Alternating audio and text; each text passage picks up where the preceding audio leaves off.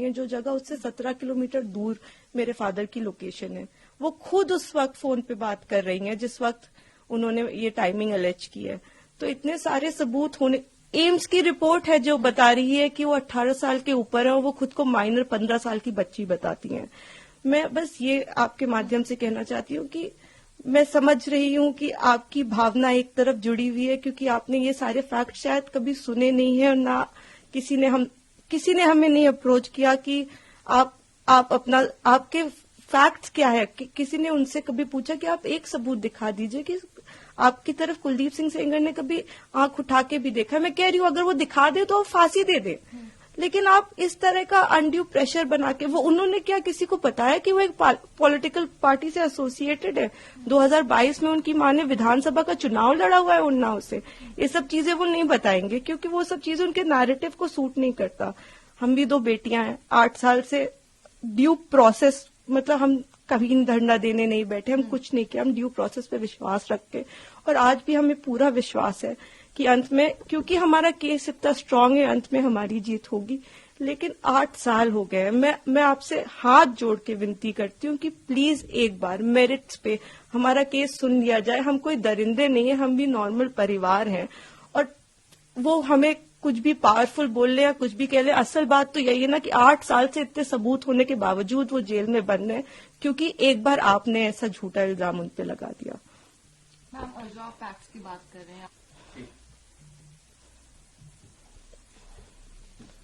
इस केस में इन्होंने स्टेटमेंट्स तो अपने बहुत सारे बदले ही हैं, जो कि आप अगर मुझसे कहेंगे तो मैं आपको डिटेल में प्रोवाइड कर दूंगी। इन्होंने समय 3 बार बदला है। पहले इन्होंने कहा कि दोपहर को 2 बजे कुलदीप सिंह सेंगर ने मेरे साथ रेप किया। उसके बाद इन्होंने कहा नहीं दोपहर के 2 नहीं बज रहे थे, शाम के 6 बज रहे थे। फिर इन्होंने चेंज किया, कहा नहीं ये नहीं हो रहा था, शाम के 8:30 बज रहे थे। जब सीबीआई ने मेरे फादर की लोकेशन निकाली तो उनकी लोकेशन 17 किलोमीटर दूर उनके उन्नाव ऑफिस की पाई गई। सीबीआई ने दूसरे केस में सीबीआई ने जानबूझ के हमें चार्जशीट किया, और उसके बाद जब दूसरे केस में चार्जशीट लगाई तो हमें पता लगा कि हमने जब वो सीडीआर देखे तो हमें पता लगा कि ये तो उस वक्त पे फोन पे बात कर रही थी। तो सीबीआई ने भी जानबूझ के, आई डोंट नो किस प्रेशर में आके, सारे इंस्टीट्यूशंस, लेकिन सीबीआई ने प्रेशर में आके हम पे, इनके कहने पे चार्जशीट लगाई। मैं देखिए किसी पे इल्जाम नहीं लगा रही, मैं बस ये कह रही हूं कि अभी भी ये सारे तथ्य हमारी अपील में मौजूद है। हमारे पास इनका एक रिकॉर्ड है। एक बार हमारी बात प्लीज सुन ली जाए, क्योंकि हम भी बेटियां हैं, 8 साल से इधर उधर भटक रहे हैं। उनके साथ देने के लिए तो बहुत लोग हैं। हम अकेले ही कोर्ट जाते हैं। अगर वो हमें गाली देते हुए भी हमारे बगल से निकल जाती हैं तो उनके पास सिक्योरिटी है, हमारे पास मैडम सिक्योरिटी नहीं है। वो गाली भी देती है तो भी सब कहते हैं कि तुम्हें अपने पापा को निकालना है ना बेटा, तो सीधे देखती रहो, गाली खाती रहो, लेकिन तुम्हें जवाब नहीं देना है। हमने आज तक किसी को जवाब नहीं दिया, यही सोचते हुए, क्योंकि हम प्रोसेस में कि हम हर चीज सही ढंग से करेंगे, हम किसी ऐसे वैसे लोगों के पास नहीं जाएंगे, तो कहीं ना कहीं इतने सबूत है इसमें कि हमें जीत मिलेगी। तो हम उसी का इंतजार कर रहे हैं। हमारी बस हाथ जोड़ के यही कि हम बिल्कुल विश्वास करते हैं, हम सारी संस्थाओं पे विश्वास करते हैं, लेकिन मैं बस इतना प्रे करना चाहती हूँ कि किसी के प्रेशर में आके कोई काम ना हो। आप सबूत देख के काम करिए। अगर सबूतों में हमारे जरा सा भी आपको गड़बड़ लगे तब आप ये काम करिए, लेकिन नहीं है। उनसे कहीं ना वो एक चीज सबूत दिखाए। वो बोलते हैं कि ट्रक वाला जो एक्सीडेंट बताते, कितनी मिस इन्फॉर्मेशन है कि 11 बार कि हो सकता है। IIT दिल्ली, सीबीआई, NHRC, सारी की एक्सपर्ट टीम बनाई गई थी। इसमें सबने पाया कि वो नेचुरल एक्सीडेंट था। मेरे फादर उस केस से डिस्चार्ज हो चुके हैं, लेकिन आप देखिए आपको कोई मीडिया चैनल नहीं बताएगा कि मेरे पिता उस केस से डिस्चार्ज हो गए थे, जिसमें वो कह रही हैं कि लोगों को मरवाया। आज भी आपने यही नैरेटिव बना रखा है कि लोगों को मरवाया। मतलब इतना झूठ, इतना मिस इन्फॉर्मेशन है वहां पे कि मैं बस रिक्वेस्ट करना चाहूंगी, प्लीज किसी तरह का मिस इन्फॉर्मेशन मत फैलाएं। आपके जैसे भी सवाल हो आप मुझसे पूछ लें। आप फादर की डेथ की बात करते, मेरे पिता उस वक्त टाउन में ही नहीं थे। He was not even present in Unnao. Allegations लगाए गए। जी, मैं इसीलिए मैं ट्विटर पे रोज मुझे रेपिस्ट की बेटी और जाने क्या क्या कहा जा रहा है, तो मैं जानती हूँ। अगर हम अपने फैक्ट्स भी ट्वीट करते या हम फैक्ट्स भी बताने की कोशिश करते तो हमें बहुत अलग अलग नामों से बुलाया जाता है। हम जवाब भी नहीं दे सकते क्योंकि सारी हमें पता है कि सारी संवेदनाएं वो सब एक तरफ जुड़ी हुई है। हम तो बेटियां है ही नहीं, लेकिन ठीक है हम सब झेल रहे हैं। लेकिन जो आप वही मैं कह रही हूँ ना कि तथ्यों पे कोई बात करे। आप कह रहे विटनेस, किस विटनेस को मरवा दिया?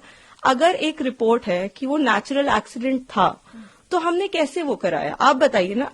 आईआईटी दिल्ली तो झूठ नहीं बोल, एक्सपर्ट टीम्स बनाई गई, इतना प्रेशर बनाया गया। मेरे घर में रोज रेड मारते थे, रोज मेरी माँ को परेशान करते थे, मुझको परेशान करते थे, क्योंकि उस वक्त भी इसी तरह मीडिया में प्रेशर बनाया गया था। तो मैं बस इतना ही, मैं सच में it's my humble request to all of you, आप पहले केस जान लीजिए, आपके जो भी सवाल हो आप कर लीजिए। मैं डॉक्यूमेंट्स लेके आपके सामने बैठने को तैयार हूं, लेकिन प्लीज किसी की कही सुनी बातों पे मेरे पिता के साथ ऐसा मत करिए। 8 साल से हम न्याय के लिए लड़ रहे हैं, प्लीज। मैम पहले दिल्ली हाई कोर्ट ने उनको बेल, सुप्रीम कोर्ट ने उनकी बेल को रोक दिया है। बहुत बड़ा प्रोटेस्ट भी हुआ इंडिया गेट पे जो उन लोगों ने किया 9 विक्टिम ने, और उसके बाद जो है जंतर मंतर पे प्रोटेस्ट हुआ। जी मैं सारी चीजें देख रही हूँ। मैंने आपको इसीलिए बताया कि कुछ उनके पॉलिटिकल अफिलिएशंस भी हैं, और मुझे कोई वो बिल्कुल प्रोटेस्ट करे, लेकिन जहां वो प्रोटेस्ट कर रहे हैं उनसे आप एक बार जाके कह दीजिए कि आप प्लीज सबूत दे दीजिए, एक बार दिखा दीजिए कि क्या सबूत है कि कुलदीप सिंह सेंगर ने आपके साथ ऐसा ऐसा किया। एक बार मैं मीडिया के मेंबर से रिक्वेस्ट है कि कोई भी एक बार जाके उनसे पूछ ले कि आप एक सबूत दे दीजिए। मैडम, मैंने तो 6-7 पॉइंट बताए हैं, आप एक पॉइंट बता दीजिए कि ये सबूत है कि आपके साथ ऐसा ऐसा उस दिन हुआ, सिवाय आपके बोलने के, जिसमें भी आपने कई बार अपने बयान बदले हैं। आपने मेरे पिता पे आपने एक केस फाइल किया, अन्य लोगों पे 2.5 महीने बाद आपने सोच समझ के, शायद ये आप में से कम लोगों को पता होगा, सन 2000 में इनके चाचा हिस्ट्री शीटर हैं, उनपे 17 मुकदमे हैं, 17, and these are not put by us. मैं जब पैदा हुई हूं उसके पहले से मुकदमे चल रहे हैं, तो इसके पहले कि लोग इसमें भी कुछ सोचे। 17 मुकदमे सन 2000 में वो मेरे चाचा पे अटेम्प्ट टू मर्डर का उनके ऊपर केस चला है, वो इस वक्त तिहाड़ में बंद है, जो इनके चाचा है। तो आज की इनकी दुश्मनी नहीं है हमसे, इनकी दुश्मनी हमसे पुरानी है। तो बहुत सारे कारण हैं। अगर आप कोई भी मुझसे सवाल पूछना चाहते हैं तो आप मुझसे डिटेल पूछे, मैं सारी सवालों का आपका जवाब। मैं बस चाहती हूँ कि आप फैक्ट्स पे बात करें। आप एक बार, मैं भावनाएं समझती हूँ सबकी, किसी को भी, मैं खुद एक बेटी हूँ, मुझे ये कहानी किसी बच्ची की सुनाई जाती तो मैं भी शायद ट्विटर पे गालियां ही लिख रही होती, लेकिन उस कहानी में कितना सच है ये जान लीजिए कि दूसरी तरफ भी हैं बेटियां, दूसरी तरफ भी लोग हैं। जिस इंसान को आप इतना बुरा समझ रहे हैं वो नहीं है, वो 2 बच्चियों के, और मैं इसलिए नहीं कह रही कि आप आर्ग्यूमेंट्स वो लेके आए, लेकिन वो भी इंसान, क्या उन्होंने देखा भी आंख से? आप एक प्रूफ दे दीजिए और आप मेरे पिता को फांसी पे चढ़ा दीजिए। मैं कह रही हूं, अगर एक भी सबूत है कि मेरे पिता ने उस लड़की की तरफ आंख उठा के भी देखा है तो आप मेरे फादर को फांसी दें। लेकिन अगर वो सबूत नहीं है तो हमें पूरा हक है कि हमारे भी सबूत सुने जाएं। प्लीज हमें वो मौका दीजिए। तो मैम, आपने फैक्ट्स का जिक्र किया है, तो जब इनको बेल दी तो क्या इन्हीं फैक्ट्स के बेसिस पे बेल मिलती है, कहना सही होगा? बिल्कुल।